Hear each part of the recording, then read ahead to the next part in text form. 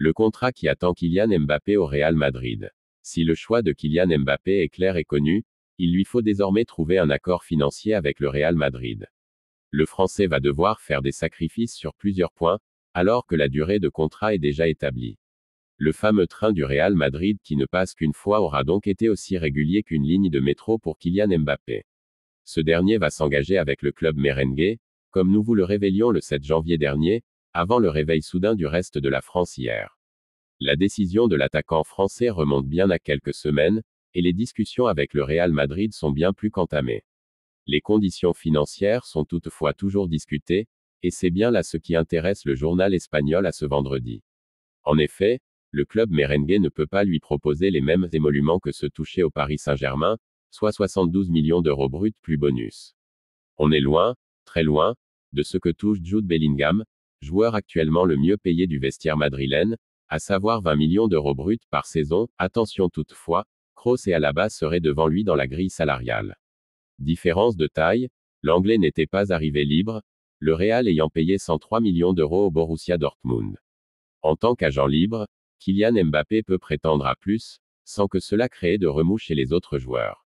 La question des droits d'image. Le point de départ des négociations, pour le clan Mbappé, s'élèverait à 50 millions d'euros bruts par saison.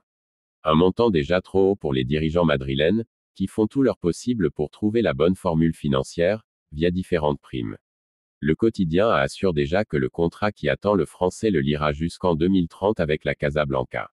Et en Espagne, on se montre confiant quant à la volonté de l'attaquant de faire des compromis d'un point de vue financier. Restera alors la fameuse question des droits d'image, que le Real Madrid souhaite toujours partager, pendant que Mbappé veut en avoir les bénéfices à 100%. Là encore, il sera question de compromis. Car en signant au Real Madrid, le joueur de 25 ans va débloquer de nouveaux partenariats et sponsors possibles, attirés par l'association entre les deux entités. Tout n'est donc pas réglé financièrement, mais l'optimisme règne des deux côtés, car Mbappé a fait son choix. Le Real Madrid et Alphonso Davies auraient trouvé un accord. Avec le petit séisme provoqué par l'annonce de Mbappé quittant le PSG en fin de saison, cette autre information est presque passée inaperçue. Et pourtant, elle figure elle aussi dans le plan établi depuis des mois par le Real Madrid. C'est Relevo, un média assez jeune en Espagne mais qui a rapidement su asseoir sa crédibilité par ses informations très souvent solides, qui a annoncé ce jeudi qu'un grand pas en avant a été fait dans les tractations qui lient depuis plusieurs mois maintenant le défenseur canadien à la Maison-Blanche. À en croire Relevo donc, un accord a été trouvé entre les deux parties pour celui à qui il ne reste plus qu'une année de contrat avec le Bayern. Davies reste lié au club bavarois jusqu'en 2025, mais tout porte vers un départ cet été, à une année de la fin de son contrat. Le club bavarois a tenté à plusieurs reprises de prolonger son joueur, mais il se compte retrouvé confronté aux refus successifs du latéral gauche, qui ne pense plus ou à une chose, revêtir le maillot blanc à partir de la saison prochaine. Depuis le départ de Marcelo, c'est Ferland Mendy qui occupe ce poste à Madrid. Fran Garcia est lui aussi revenu au club l'été dernier mais n'a pas convaincu. Si Alphonso Davies débarque au Real, ce sera lui le titulaire du poste, il faudra donc qu'un joueur parte. À ce jour, la tendance est plus à un départ de l'Espagnol, ce qui fait que Mendy deviendrait le numéro 2 à gauche de la défense derrière Davies. C'est en tout cas ce que souhaite Ancelotti, indique Relevo. Sauf que le Real Madrid n'écarte pas totalement de vendre aussi Mendy lors du prochain mercato estival, lui qui profite encore d'une belle cote sur le marché.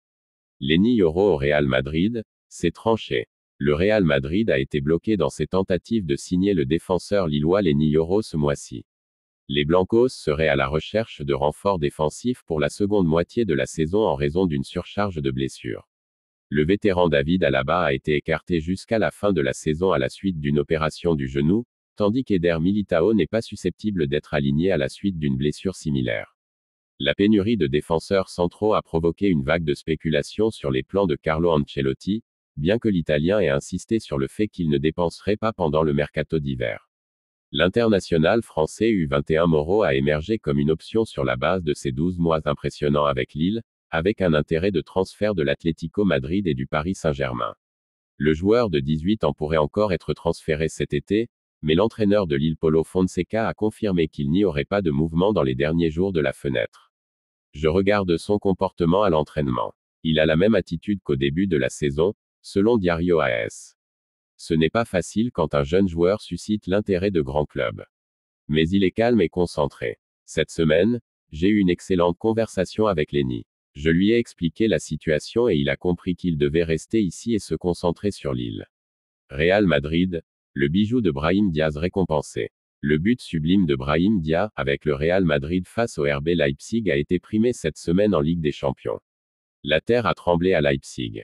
Alors que le Real Madrid était bousculé sur la pelouse du club allemand, Carlo Ancelotti s'en est remis au talent d'une de ses pépites, le jeune Espagnol Brahim Diaz, revenu cet été de 2 années de prêt à l'AC Milan. Suite à un rush solitaire, le remplaçant de Jude Bellingham a envoyé un missile télécommandé du pied gauche dans la lucarne du portier adverse.